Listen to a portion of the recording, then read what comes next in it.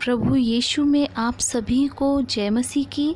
प्रभु आपको बहुत आयत से बरकत दे। आज का मेरा विषय है बुद्धिमान स्त्री और मूर्ख स्त्री। आप किस प्रकार की स्त्री हैं, मैं आपको बताना चाहती हूँ। जो स्त्री परमेश्वर के भय को मानती है और उसके भय में होकर अपने जीवन को व्यतीत करती है, वो एक बुद्धिमान स्त्री है। मेरे भाइयों और मेरी बहनों, मैं आपको बताना चाहती हूँ, जिस व्यक्ति के जीवन में परमेश्वर का भय है वो मूर्ख हो ही नहीं सकता।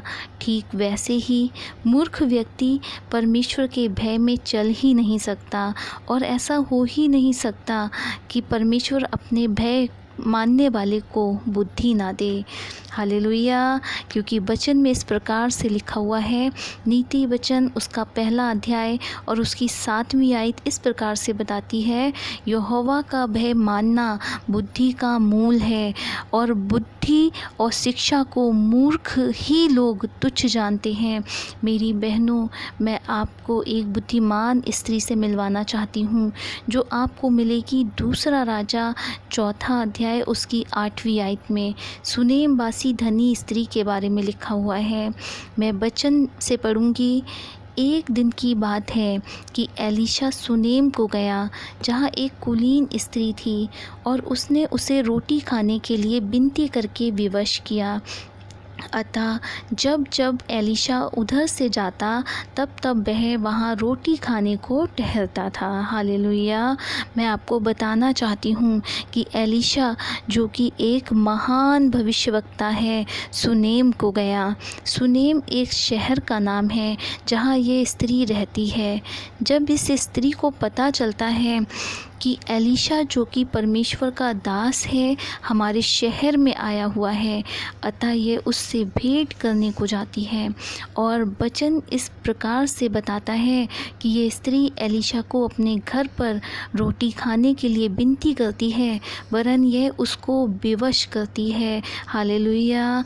मेरे भाइयों और मेरी बहनों, मैं आपको बताना चाहती हूँ कि यह एक बुद्धिमान स्त्री है, क्योंकि यह परमेश्वर के जन का आदर करती है। यह स्त्री जानती है कि एलीशा परमेश्वर का भविष्यवक्ता है और परमेश्वर का अनुग्रह उसके ऊपर है। यह स्त्री भली भांति जानती है कि परमेश्वर का दास जिस जगह पर होगा, परमेश्वर का अनुग्रह भी उस जगह पर होगा। आगे जब हम वचन में पढ़ेंगे तो वहाँ इस प्रकार से लिखा है, ये स्त्री अपने पति से बोलकर एलीशा के लिए एक कोठरी बनवाती है। और एलीशा जब जब सुनेम को जाया करता था तो वह वहाँ ठहरा करता था। मेरी बहनों, मैं आपको बताना चाहती हूँ, इस स्त्री के जीवन में परमेश्वर का अनुग्रह हुआ। यह स्त्री एक निसंतान स्त्री थी, इसकी कोई संतान नहीं थी। इस स्त्री ने परमेश्वर के दास का आदर किया और परमेश्वर ने इसके जीवन को आशीषित किया एक पुत्र को देखकर।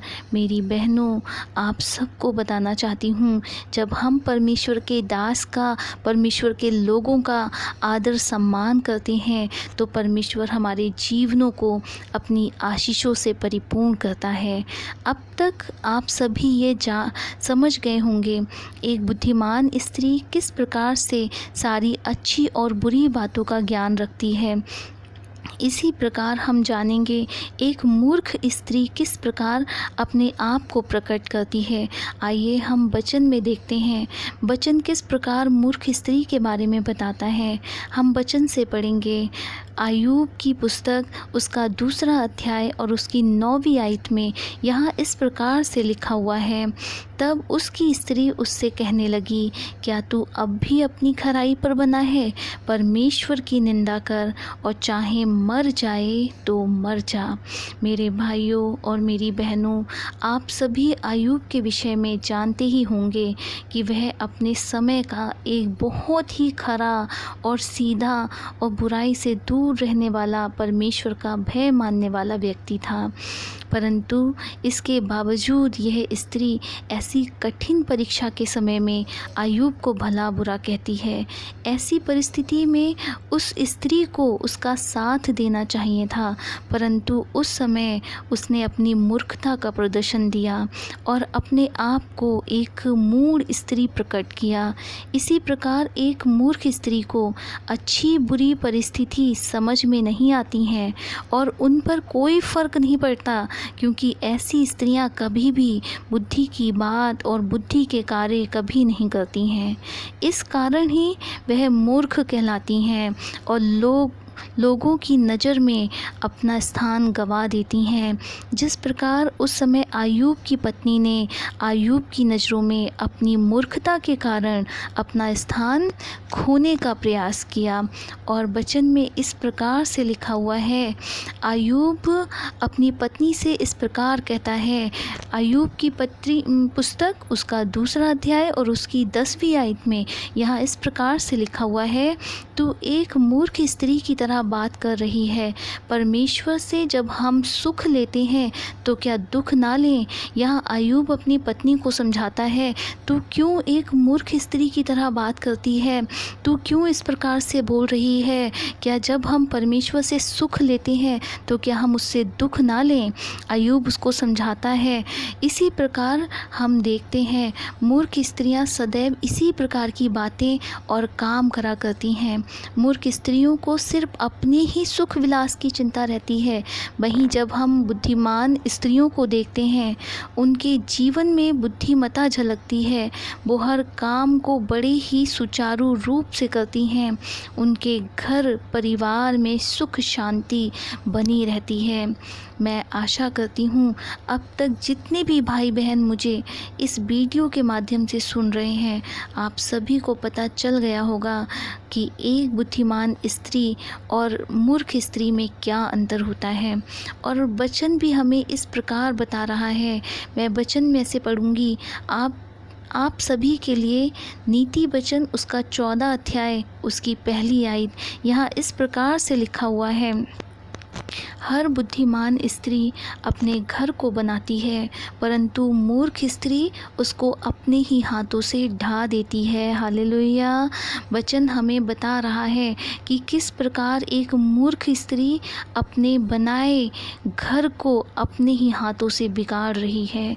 वहीं हम देखते हैं एक बुद्धिमान स्त्री अपने घर को और अपनी हर एक वस्तु को ठीक प्रकार से बना कर रखती है। वो बिगड़े को बनाती है और बिखरे को समेट कर संभाल कर रखती है। धन्यवाद।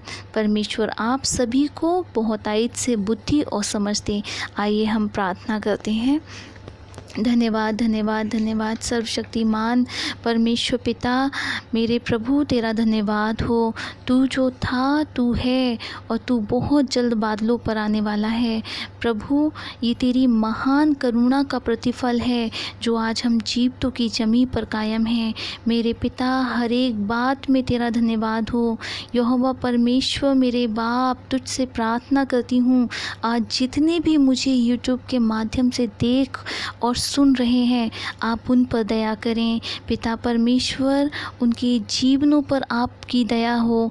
पिता जो किसी समस्या में हैं, प्रभु उनकी हर परेशानी तेरे बेटे यीशु के नाम से अभी इसी वक्त दूर हो। हर प्रकार की बीमारी दर्द यीशु के नाम में दूर हो।